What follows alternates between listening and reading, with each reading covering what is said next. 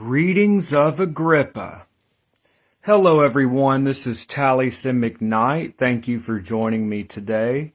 And we are getting little tidbits of classical or Renaissance magic. So many people are familiar with modern magic, but in these videos we try to understand magic as it was practiced in the 16th century, for example. And for that, from textual sources, we are reading Agrippa's 3 Books of Occult Philosophy, published. Book 1 was published in 1531, and all 3 books together were published in 1533. So this is from the 16th century, and today we're really getting into the foundations of how magic works. And we're learning about how magic works from a Renaissance mage. So we're learning about the practice and theory of magic from someone that lived in the 16th century. So I'm not saying that classical magic is better or worse, but it's a fascinating subject, and they had some different attitudes on some things with magic. So we are on the 3 Books of Occult Philosophy. Again, we're getting, just watching these videos, you're getting little tidbits of classical Renaissance magic, understanding magic as it was practiced in the 16th century. Today we are on the 3 Books of Occult Philosophy, Book 1, Chapter 15, and it's getting a little into the doctrine of signatures, and also the idea of like attracts like. So again, we're getting into kind of the basic theory of how magic works. So in the previous chapters, we talked about the different layers of reality and how using the spirit of the world, or the universal spirit or energy, we're able to connect earthly things like metal, stones, plants, things like that, talismans, physical objects. We're able to draw down celestial or astrological forces. This is what an astromage or astrological magician would do. An astromage would draw down the astrological forces into the talisman, or into a scrying stone to communicate with a spirit. Now, this can be a very dangerous form of magic, in that you're calling a spirit into a stone to have an interaction, okay? You know, someone that's talking to someone that's never studied any of this stuff, the best way I could explain is kind of like a seance. Not exactly, because there are protections and there are circles and it's not mediumistic or anything like that, but the best way I could describe it to someone that's never studied this stuff, it's similar to that. You're drawing a spirit into a crystal ball and having an interaction. You're calling the spirit to communicate through a scrying stone. So this has to do with communication with spirits, if you're working with the intelligences, or also the creation of talismans. So in the previous videos, reading from Agrippa, in the previous readings of Agrippa, we outlined this 3-world model. We talked about drawing down forces of Venus into Venusian plants and herbs and metals and stones, and by the way of the spirit of the world, or the universal spirit, which spirit, as we read in our last chapter of Agrippa, chapter 14, I believe, it talked about the difference between soul and spirit. That soul in this model is like the consciousness which interacts with the body, but spirit is like the life force, okay? It's the energy. So, today's chapter, chapter 15, how we must find out and examine the virtues of things by way of similitude. Now, the word virtue here doesn't have anything to do with morals or temperance or justice. Virtue here is referring to power. Okay, power, virtues. So it's just an antiquated way of saying power. Okay. Chapter 15, how we must find out and examine the virtues of things by way of similitude. Now, part of this chapter is going to go into the doctrine of signatures. For example, a tiger's eye is a stone. It looks like a little eye in there, in the way that the stone is. That could be used to cast away evil eye.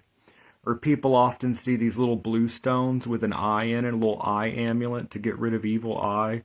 That is like attracts like. And it's like a signature. Sunflowers look like a sun with rays, sunflowers.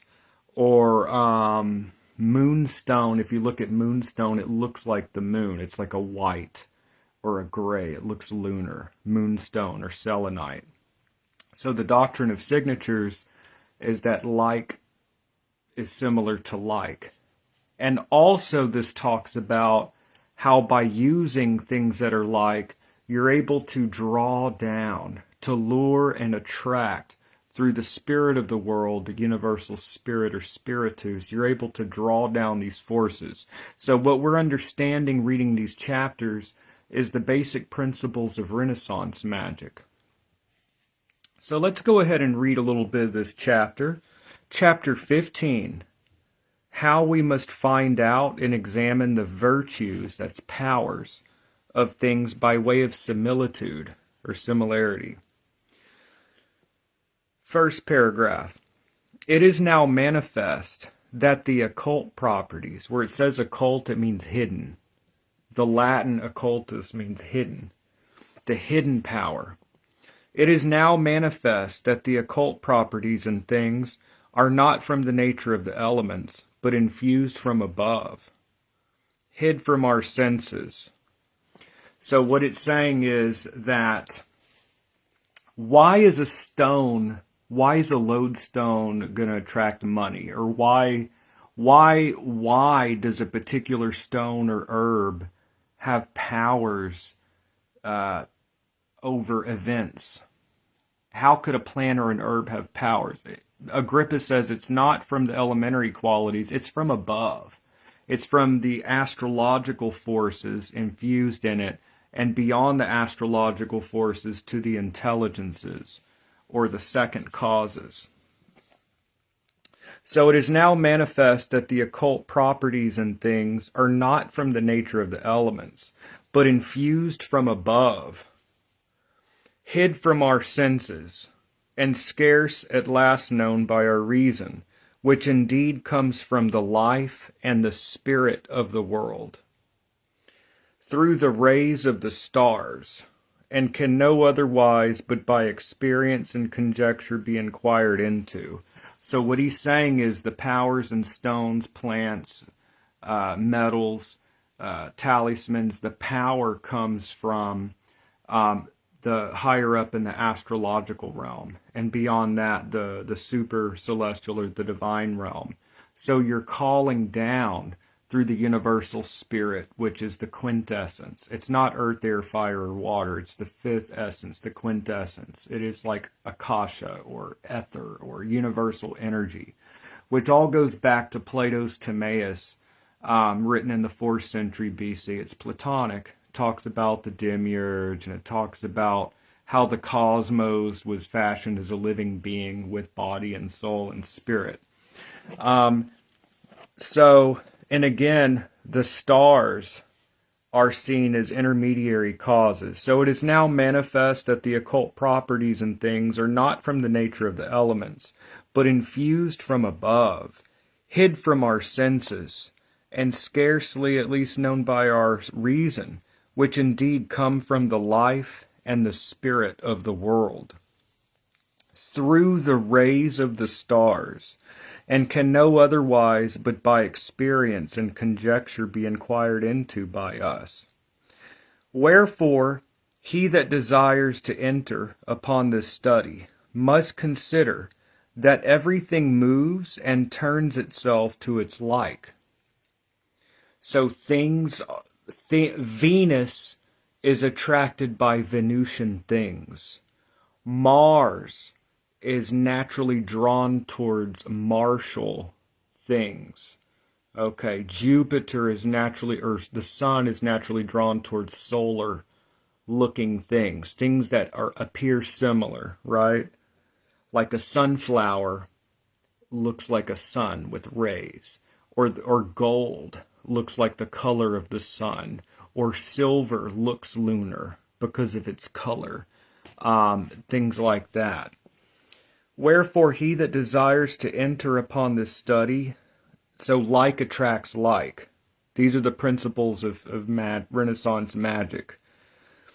He must study, must consider that everything moves and turns itself to its like, and inclines that to itself with all its might, as well in property, that is occult virtue, as in quality, that is elementary virtue.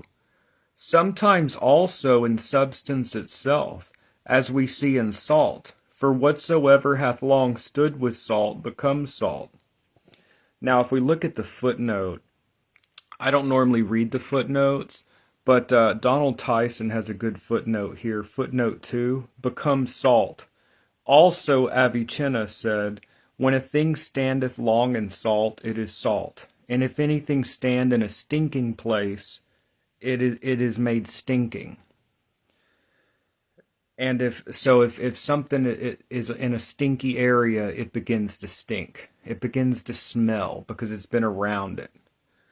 And if anything standeth with a bold man, it is made bold. If it stand with a fearful man, it is made fearful. And again, sorry for the terminology is not gender neutral, but it was written in the 1500s. But it says here that just like a stinking thing is made stinking by being in a stinking place, if someone is around, or an object is around a lot of arguments and fights, there's a lot of people are arguing every day in a house, an object from that house is going to have a chaotic energy of Mars, right? Or if people are, I don't know, if people are if two like romantic or sexual partners are having sex a lot next to a certain plant or stone, that plant or stone can say to have that lusty quality. Or if people, whatever it is, or someone that's real fearful or filled with panic. So just like that energy can instill itself in a place, it can instill itself in objects. So what Agrippa is saying here, by having an object next to that energy a lot, that can also affect the object. So again, the footnote, when a thing standeth long in salt, it is salt. And if anything stand in a stinking place, it is made stinking. And if any object standeth with a bold man, it is made bold. And if it standeth with a fearful man, it is made fearful. Okay, so proximity to something could affect an object. So back to the text. For every agent, when it hath begun to act, doth not attempt to make a thing inferior to itself. And I'm going to break this down in a minute. But as much as may be like and suitable to itself. What this means as the stars and planets have this higher quality, or the divine intelligences have a higher quality. And the higher brings the lower up. One could say that also from a theurgic perspective, our interaction with higher beings can kind of lift up our own selves. But the object that receives the power from above is elevated, made more excellent. And we could also, not to mix things together, not to mix our drinks unduly here, but one can see how this idea of refinement and alchemy, like an elevation. So the higher elevates the matter, okay? So elevated from above, made excellent by the higher. So it says, for every agent, when it hath begun to act, doth not attempt to make a thing inferior to itself, but as much as may be like and suitable to itself. which also we manifestly see in sensible animals, in which the nutritive virtue doth not change meat into an herb or a plant, but turns it into sensible flesh. In what things, therefore, there is an excess of any quality or property, as heat, cold, boldness or courage, fear, sadness, anger, love, hatred, or any other passion or virtue, whether it be in them by nature, or sometimes also by art or chance, as boldness in a harlot. These things do very much move and provoke to such a quality, passion, or virtue. Okay. So, things that are full of fear, or anger, or lust, or ambition, or success energy, that can affect an object in the same way as like a planet could infect an object. So we infuse objects in this way by their connection. So in what things, therefore, there be an excess of any quality or property, as heat, cold, boldness, fear, sadness, anger, love, hatred, or any other passion or virtue, whether it be in them by nature, or sometimes also by art or chance, as boldness in a harlot, these things do very much move and provoke to such a quality, passion, or virtue. So fire moves to fire, and water to water. And he that is bold moves to boldness. Now, one could say that someone that is bold would be more in a position to, or a bold state of mind is a more fit vessel to call upon the powers of Mars. Someone that has a lusty quality or a romantic quality or seductive quality, or can at least get in that mindset, would be better able to call upon the powers of Venus, as an example. Like attracts like. We could say that the moon pulls the tide. So water is a fit receptacle for like the moon. And we have people have things like moon water or lunar waters, lunar infused waters. Or crystal, could be a special quartz crystal, especially attracted to the moon. So fire moves to fire, and water moves to water. And he that is bold moves to boldness. And it is well known amongst physicians that brain helps the brain and lungs the lungs, which we know is not exactly true now. But this is like, it's from the 1500s. They didn't have medical science. But the theory was like attracts like. It was a magical way of looking at the world. If you want to improve your brain, eat brains.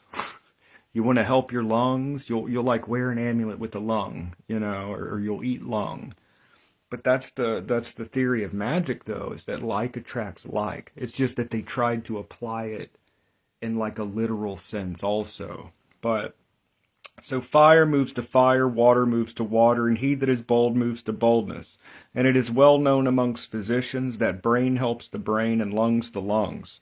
So also it is said that the right eye of a frog helps the soreness of a man's right eye, and the left eye thereof helps the soreness of his left eye, if they be hanged about his neck in a cloth of its natural color.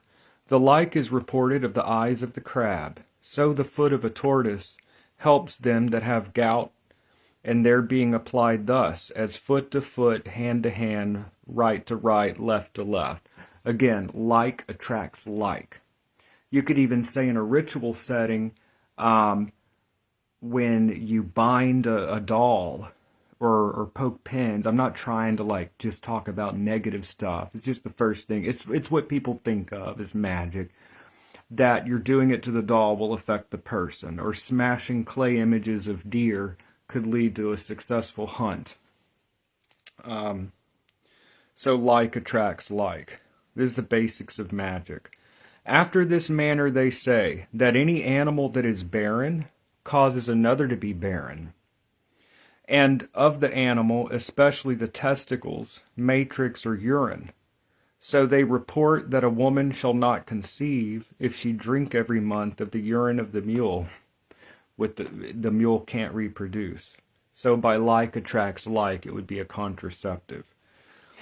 Or anything steeped in it. If therefore we would obtain any property or virtue, let us seek for such animals or such other things whatsoever, in which such a property is a more eminent manner than in any other thing. And in these let us take that part in which such a property or virtue is most vigorous. As if at any time we would promote love, let us seek some animal which is most loving, of which kind are pigeons. Pigeons are loving, turtle doves, sparrows, swallows, wagtails. And in these let us take of those members or parts in which the venereal appetite is most vigorous, such as the heart of the pigeon, the testicles, the matrix, yard, sperm, or menses. And it must be done at the time when these animals have their affection most intense, like around mating season. For then they do much provoke and draw love. So this idea of like attracts like, you could apply this to what we even see in modern magic. See, things haven't really changed very much. If you're doing honey jar spells, if you're working with honey, like a honey jar spell, the sweetness of the honey attracts the quality of sweetness in a person. Or adding peppers to a spell to make hot foot powder to get rid of an enemy, or peppers to make a working more aggressive. So the sweetness or the hotness, or like the little blue eye amulets that people have to ward off the evil eye. It's because of the similarity. It looks like an eye, so that's going to ward off evil eye. The sweetness of the honey helps to make someone sweet towards you. Like I said, bitterness. You can create bitterness, like vinegar, that could be used to like cause problems. And again, I'm not encouraging people to do negative stuff. I'm just explaining how even in modern magic, we have the similarity, similitude, that like attracts like. Okay? That sweet things can help to draw sweetness. Hot things can help to bring heat. Things that, yeah. In like manner, to increase boldness, let us look for a lion or a rooster. And of these, let us take the heart, eyes, or forehead. I am not encouraging people to, like, literally harm any animals, but I'm just reading Agrippa. This is what he says. So, in like manner, to increase boldness, let us look for a lion or a rooster. And of these, let us take the heart, eyes, or forehead. And so we must understand that which Sellus the Platonist saith, that is, that dogs, crows, and roosters conduce much to watchfulness, like the rooster crows in the morning, and the dog is always listening and alert. If they hear something, they bark, right? Also little images of these things. Also bones. An animal that bones can be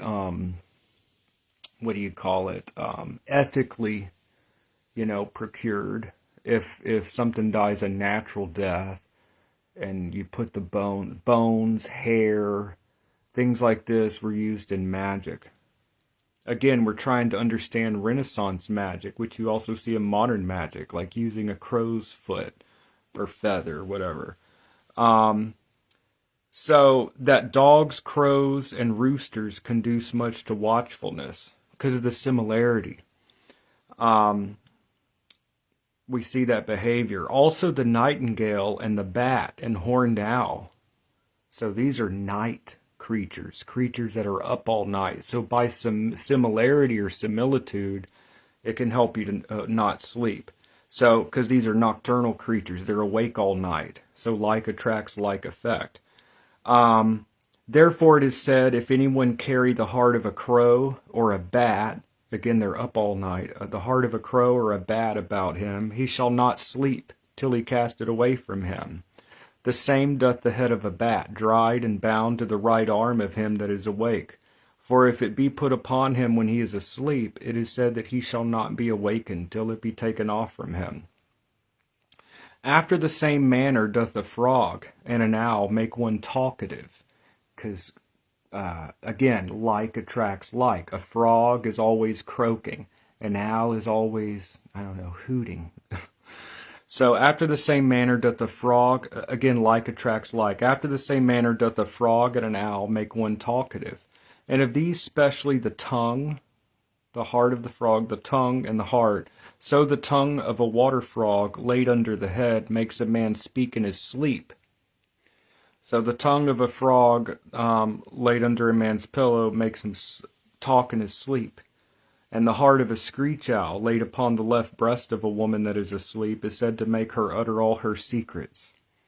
The same also the heart of a horned owl is said to do. Also the sweat of a hare laid upon the breast of one that is asleep. Now you don't have to use animals. There's also stones, plants. He's just really pushing the animal example, but plants, stones, these things are used too. Upon the same account do animals that are long-lived, that have a long life, conduce to long life. And whatsoever things have a power in themselves to renew themselves, conduce to the renovation of our body and restoring of youth, which physicians have often professed they know to be true, as is manifest of the viper and snake, because it sheds its skin, it renews itself. And it is known that hearts renew their old age by the eating of snakes. After the same manner, the phoenix is renewed by a fire, which she makes for herself. And the like virtue there is in a pelican, whose right foot being put under the warm dung, after 3 months there is that of a generated pelican.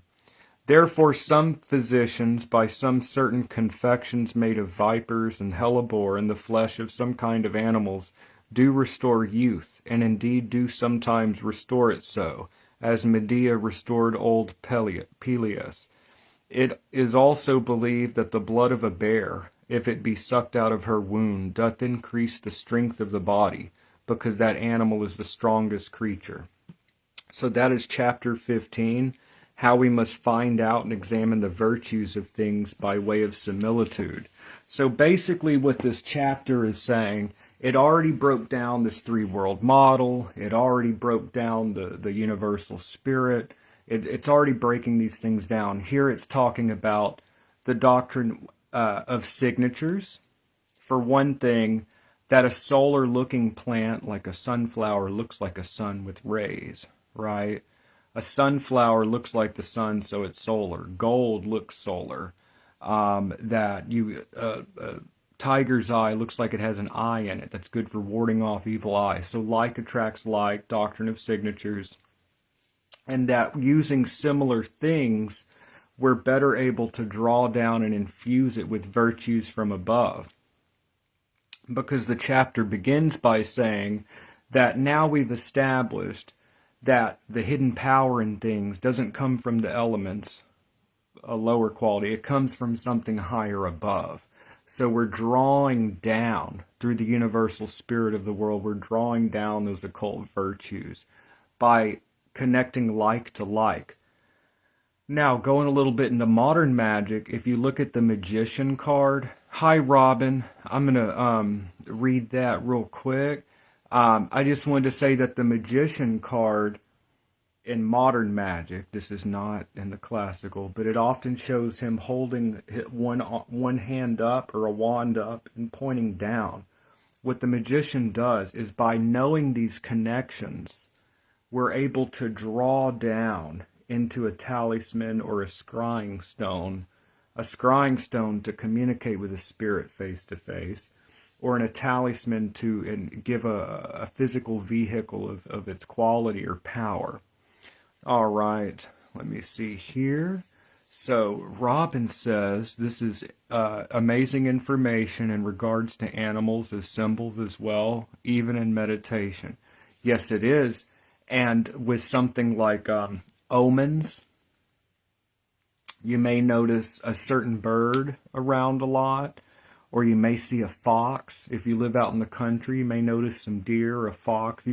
Once you internalize the symbol system, and I'm not saying it's just symbols or in the mind, but from one level, internalizing the symbol system, you now have a shared language. The universe may begin to speak to you in a series of puns.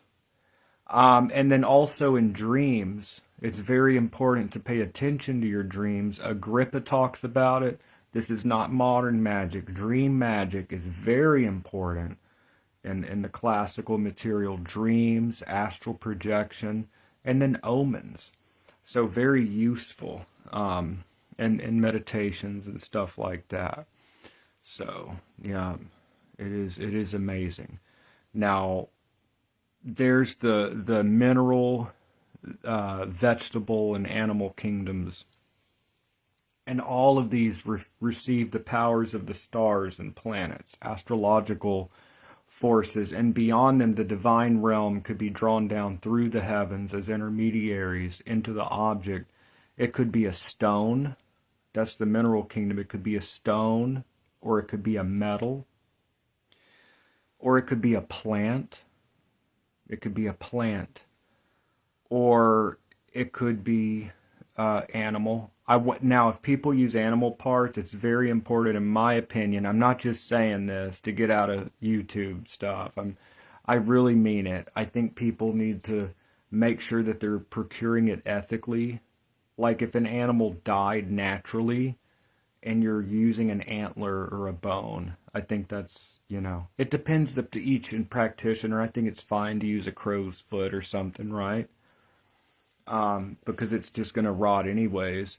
But I would not support, I'd be careful where you purchase these things. You don't want to buy it from somebody that's like running a mill or something, right?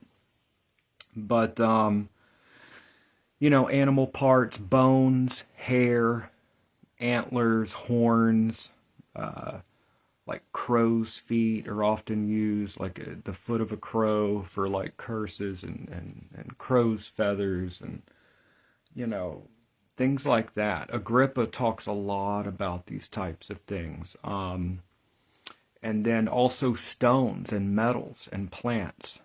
All of these things. If you're looking at a modern magic perspective, modern magic could also incorporate aspects of classical magic. Like in modern magic, you'll have a mojo hand or a mojo bag. You can make it the color of a planet, such as green for Venus, or blue for Jupiter, red for Mars, or yellow or gold for the sun, or silver for the moon. You could have the color of the bag. Within the bag, you can put herbs of the planet, stones of the planet, maybe some hairs or whatever, some type of a link with yourself if it's for you, or link of a target if you're making it to help someone else. Put the bag up, tie it, pray over it, infuse it. Think of the physical contents of the bag as like the body. From kind of an animistic perspective, you're now going to infuse that mojo bag with life or soul. Or in a planetary working, you're going to call down. You may have the bag inside a pentacle or a symbol of the sun or the moon for whatever you're doing a lunar mojo hand.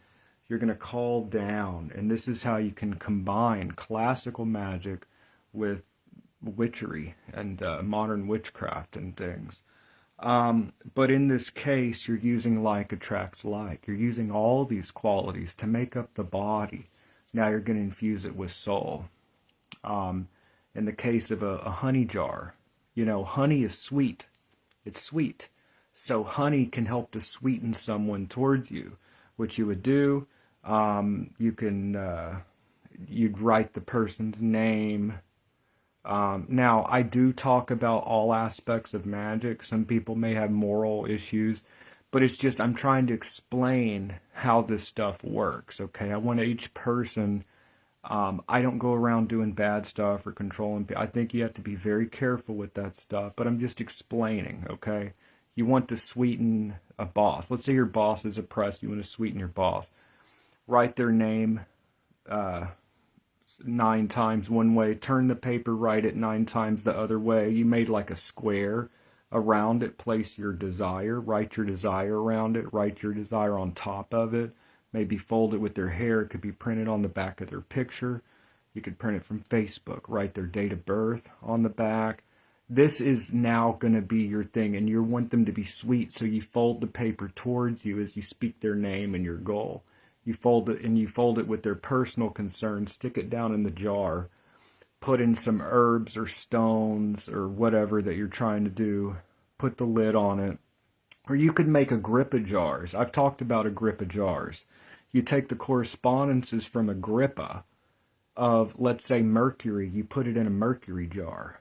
You put a metal lid on top. You can burn candles on it to kind of feed the spell. So the contents of the jar make up the body. And you imbue it with soul or life. Again, taking magic or witchcraft to a kind of animistic perspective. So we're breaking down the theories of why magic works and kind of having an intellectual understanding of it. Kind of looking behind the curtain, so to speak, because this is what Agrippa's doing. Agrippa in the 16th century is trying to explain magic. But burning the candles on it could be seen as a feeding of the spell. Burning candle spells, you're combining candle magic, you're infusing it, right? So even a candle magic with planets. You get the color candle of the planet. You could carve maybe a magic square of Jupiter in a blue candle, or a magic square of Saturn in a black candle, or whatever, magic square of Mars in a red candle. You could roll it, you could anoint it with an oil associated with that planet. Again, that's the vegetable kingdom. You could roll it in, then you can roll it in it's been carved, anointed, roll it in the herbs, ground herbs of that planet. You can kind of brush it off, where like really the herbs are inside the carved pieces. You could light the candle, recite the Orphic hymn to the planet. You're infusing this candle spell with planetary magic. So what we're doing here is we're taking everyday witchcraft, everything from honey jars to mojo bags to what candle magic, and what you're doing is, instead of just having the plants and stones, you're calling up to the second realm up, the celestial realm. You're adding the power of astrology to empower your working, and moving beyond the stars into the intelligences, divine agents, the second causes, the intermediaries, the gods, depending on how you look at it, to infuse it. So this is just one way that you can combine modern witchery with Agrippa. So we just read chapter 15 of book 1 of the 3 books of occult philosophy. Chapter 15, it talked about similarity, like attracts like. So as we work through this text, this 16th century material, we're getting little doses of Renaissance magic. So anyways, so that's it for today. Thank you so much for listening to my video and taking time to spend some time with me and sitting with me while I do this talk. So it really does mean a lot, and I really do appreciate y'all. And I will see y'all in the next video. All right. Thank you so much. Have a great day, y'all. Thank you, Robin. I appreciate you. Thank you, everybody. Have a great day. See y'all in the next video.